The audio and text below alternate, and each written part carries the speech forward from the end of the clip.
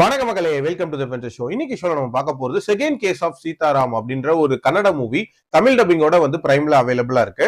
இந்த படம் ஒரு ஸ்டாண்ட் அலோன் சீக்வல் தான். சோ ஃபர்ஸ்ட் பார்ட் பார்க்கலனாலும் நீங்க இந்த பார்ட்டை தாராளமா பார்க்கலாம். இந்த படம் ஒரு இன்வெஸ்டிகேட்டிவ் த்ரில்லர். அதாவது நம்ம ஹீரோ ஒரு போலீஸ் ஆபீசரா இருக்காரு. அவர் இருக்கக்கூடிய பகுதியில தொடர்ச்சியா நிறைய கொலைகள் அப்படின்றது நடக்குது. அதுவும் ஒரே பேட்டர்ன்ல. அதாவது கத்திய வச்சு உடம்பு முழுக்க குத்தி குத்தி குத்தி கொலை பண்றது அப்படின்ற ஒரு ஸ்டைல்ல பண்றாங்க.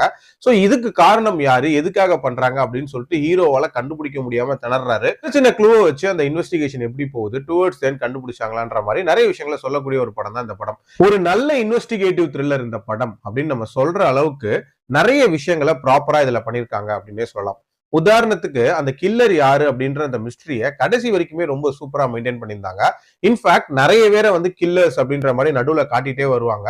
அவங்களுக்கான அந்த காரணங்கள் அப்படின்றதும் இன்ட்ரெஸ்டிங்கா இருந்துச்சு. இன்ஃபேக்ட் கில்லரோட காரணம் அப்படின்றதும் ஒரு ப்ராப்பரான ரீசனா இருந்துச்சு அப்படின்னே சொல்லலாம். ஆல்சோ ஒவ்வொரு கொலைகளுக்குமான அந்த காமன் கனெக்ஷன் இருக்குல்ல, அதை இவங்க ட்ராக் பண்ணி கண்டுபிடிக்கிறது அப்படின்றதும் ஒரு இன்ட்ரெஸ்டிங்கான விஷயமா இருந்துச்சு. எஸ்பெஷலி இந்த படத்தோட அந்த லேட்டர் ஆஃப் அதுவும் டுவர்ட்ஸ் தி எண்ட்லாம் பயங்கர இன்ட்ரெஸ்டிங்காவே போச்சு அப்படின்னே சொல்லலாம். ஒரு சீரியல் கில்லர் மூவிக்கான அந்த மூட செட் பண்ண விதம் அப்படின்றதும் ரொம்ப ரொம்ப ப்ராப்பராகவே இருந்துச்சு.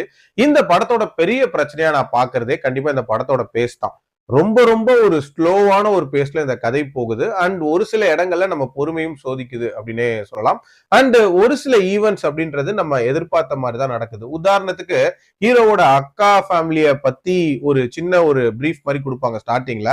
சோ அது ரிலேட்டடா ஏதோ ஒரு லிங்க் வரும் அப்படின்றதும் நம்ம எதிர்பார்த்த மாதிரி தான் இருந்துச்சு. அதே மாதிரி போர்த்தொழில் படத்துல ஒரு சின்ன விஷயமும் இதுல யூஸ் பண்ணப்பட்டிருக்கும். மத்தபடி இந்த படம் கண்டிப்பா ஓடிடில ட்ரை பண்றதுக்கு ஒர்த்தான ஒரு இன்வெஸ்டிகேட்டிவ் த்ரில்லர். சோ கண்டிப்பா ட்ரை பண்ணி பாருங்க. என்னோட ரேட்டிங் இந்த படத்துக்கு 3 out of 5. அடல்ட் கண்டென்ட்டை பொறுத்த வரைக்கும் மைல்டா அந்த கொலைகளை காட்டுவாங்களே தவிர மத்தபடி பார்க்கலாம். மீண்டும் அடுத்த விமர்சனத்தில் சந்திக்கிறேன். நன்றி, வணக்கம்.